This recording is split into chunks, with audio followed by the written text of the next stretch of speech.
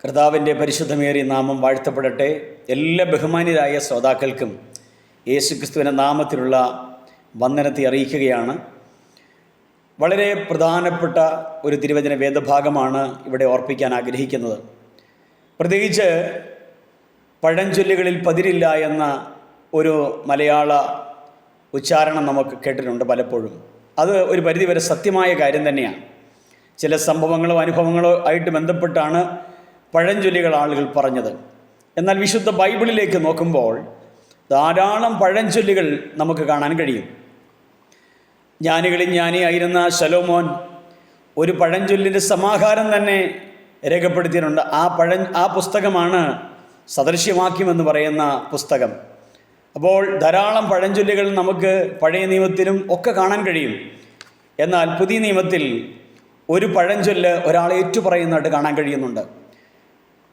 ഒരിക്കൽ യേശു കർത്താവ് ഗലീലയിലേക്ക് പുറപ്പെടാൻ ഭാവിച്ച സമയത്ത് ഫിലിപ്പോസിനെ കാണുകയും ഫിലിപ്പോസിനോട് പറഞ്ഞു, എന്നെ അനുഗമിക്കുക എന്ന് പറഞ്ഞ് ഫിലിപ്പോസ് യേശുവിനെ അനുഗമിക്കുന്ന സമയം നഥനയേൽ എന്ന് പറയുന്ന ഒരു മനുഷ്യനെ കണ്ടു.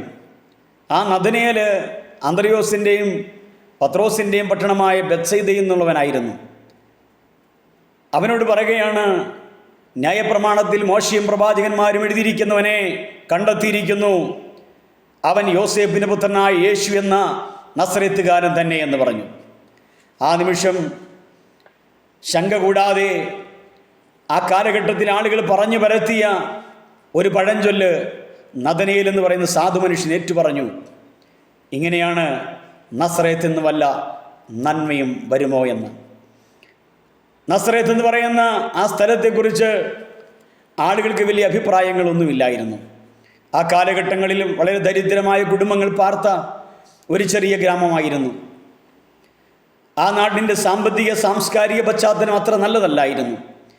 യഹൂദ ചരിത്രകാരന്മാരുടെ ഒന്നും രേഖകളിൽ ആ നസറേത്തിനെ കുറിച്ച് പറഞ്ഞിട്ടില്ല.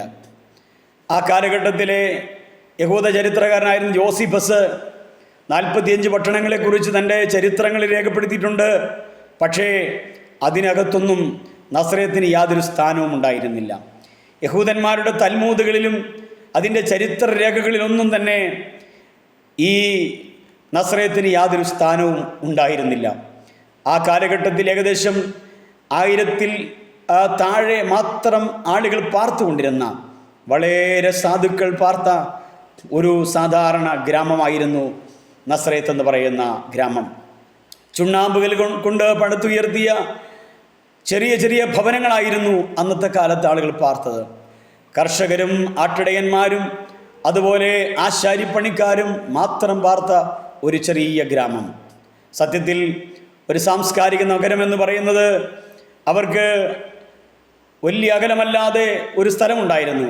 അവിടേക്കായിരുന്നു അവരുടെ അന്നത്തെ ഉൽപ്പന്നങ്ങളൊക്കെ വിൽക്കുവാനും വാങ്ങുവാനും പോയിക്കൊണ്ടിരുന്നത്. ആ സ്ഥലത്തിൻ്റെ പേരാണ് സിഫോറീസ് എന്ന് പറയുന്ന ഒരു നഗരമുണ്ടായിരുന്നു. ഏകദേശം 30,000-ത്തോളം ആളുകൾ മാത്രം പാർത്ത ഒരു സ്ഥലമായിരുന്നു അത്. എന്നാൽ ഓർക്കണമേ, നസറേത്തിൽ നിന്ന് ഒരു പ്രവാചകനോ ഒരു പരാക്രമശാലിയോ ഒരു ബുദ്ധിശാലിയോ ഒരു പുരോഹിതനോ ഒരു റബിയോ ഒന്നും തന്നെ ഉദയം ചെയ്തിട്ടില്ല. എന്നാൽ ആ നസറേത്തിന് യാതൊരു സാധ്യതയുമില്ലാതിരുന്ന ആ നസറേത്തിൽ എന്താണ് ഉണ്ടായിരുന്നത്? ദാവീദിൻ്റെ ശോഷിച്ചു പോയ ഒരു കുടുംബത്തിൻ്റെ ഒരു ചെറിയ ശേഷിപ്പ് മാത്രമായിരുന്നു അവിടെ ഉണ്ടായിരുന്നത്. ആ കാലഘട്ടത്തിലെ റോമൻ ചക്രവർത്തിയായ കൈസറുടെ കറുത്ത ഭരണത്തിൻ്റെ കീഴിൽ വീർപ്പുമുട്ടിക്കഴിഞ്ഞ യഹൂദന്മാർ ഒരു വീണ്ടെടുപ്പുകാരനെ കാത്തിരുന്നൊരു കാലഘട്ടമായിരുന്നു അത്. പ്രിയരെ, യഹൂദ എബ്രായ വാക്കിൽ നസ്രേത്തിന് കൊടുത്തിരിക്കുന്ന നെറ്റ്സർ എന്ന പദമാണ്. അതിൻ്റെ അർത്ഥം എന്ന് പറയുന്നത് കുറ്റി അല്ലെങ്കിൽ മുള എന്നാണ്.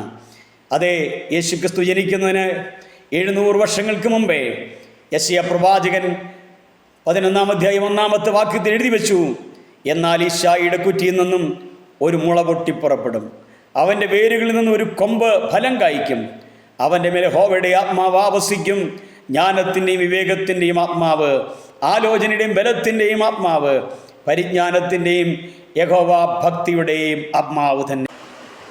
അതേ പ്രിയപ്പെട്ടവരെ, നമ്മുടെ കർത്താവായ യേശു ക്രിസ്തു ഇന്നേക്ക് 2025 പരം വർഷങ്ങൾക്ക് മുമ്പ് പാലസ്തീനിലെ ബേത്ലഹേമിൽ ജനിച്ച് നസ്രത്തിൽ വളർന്നു എന്ന് ബൈബിൾ വളരെ വ്യക്തമായി പറയുന്നു.